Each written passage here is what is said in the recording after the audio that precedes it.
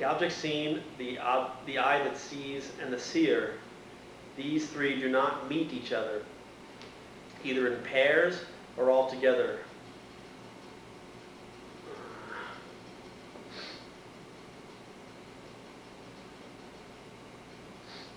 Master Nagarjuna wrote that verse for the people that said that things do have an inherent existence because they meet. My eye sense faculty has an eye sense consciousness of this visual form. These things do exist, and these people say that these things have an inherent relationship. Master Nagarjuna is trying to explain that the way that you think that you're seeing that object can't happen that way. And he breaks it, he analyzes it sequentially, independently. And you can also think of it as how that causal relationship works, whether it's self-caused, other, both, or causeless.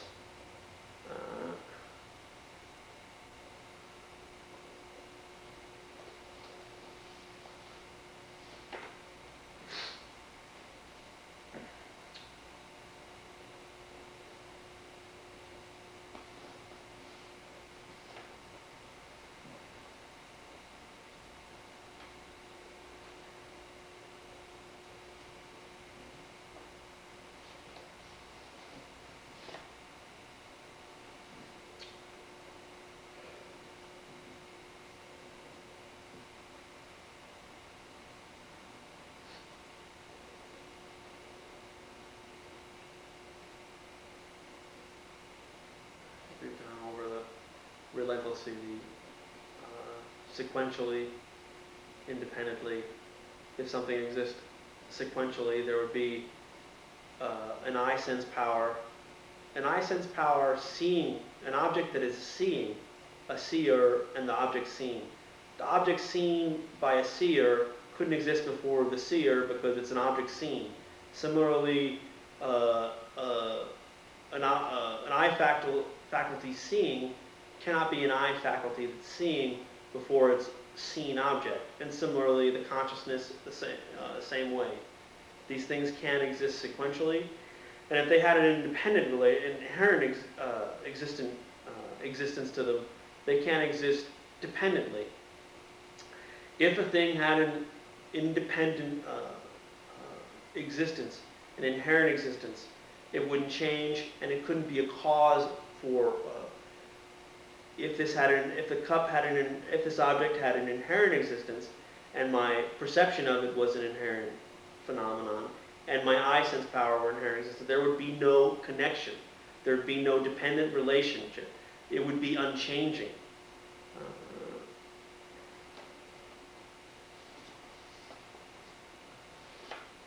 Desire, the desirous one, and the object of desire do not meet either, nor do any of the remaining afflictions, nor any of the remaining sources of consciousness. In these sets of three, there is neither meeting in pairs nor all together.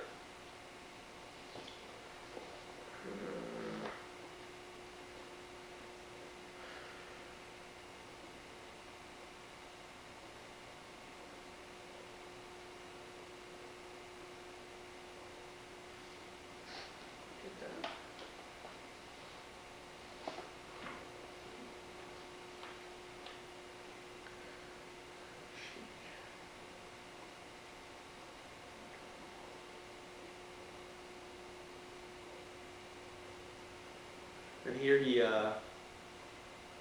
talks about desire and the desirous one, similar to his use of see and the object seen, the seer, the object seen, and the consciousness, the awareness of seeing.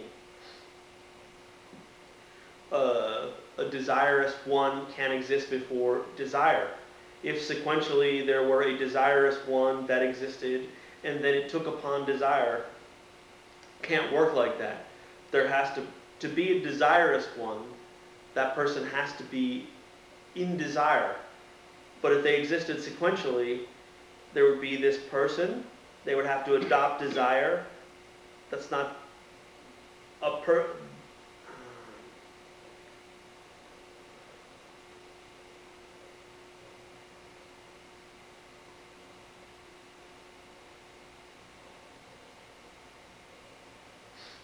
He's applying them to all the senses here. Just as with seeing and the object seen and the consciousness, how they don't exist, they're not connected in a dependent relationship. He says extend that analysis of sequential analysis and simultaneous analysis, self-causation, other causation, both and neither, to all the other senses, all the other sense faculties. Hearing the object heard and the awareness of it. Tasting the object, the object of your taste and the awareness of taste. In meditation, go through these various touch, the awareness of touch, the faculty of touch, your skin where you're touching, your fingers, and the object touched. And try to analyze how this relationship might function.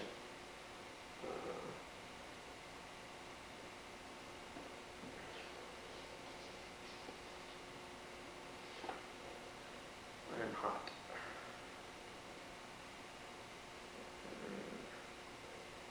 Can I touch that?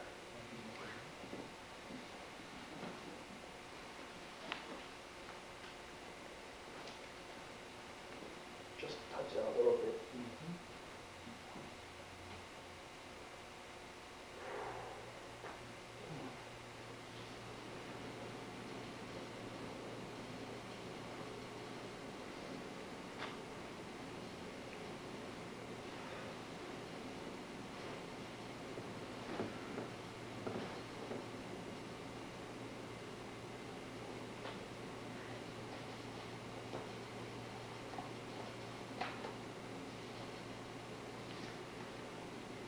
In his pith instructions to Katyayana, the one who knows all things, the omniscient Buddha, and all absences of things, the transcendent conqueror refuted both existence and non-existence.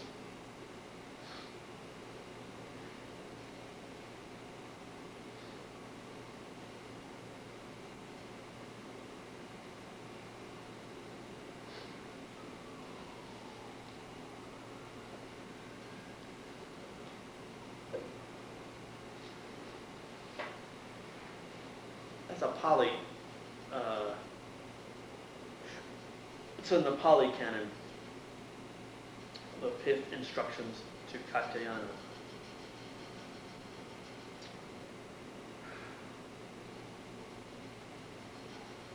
What Buddha is saying that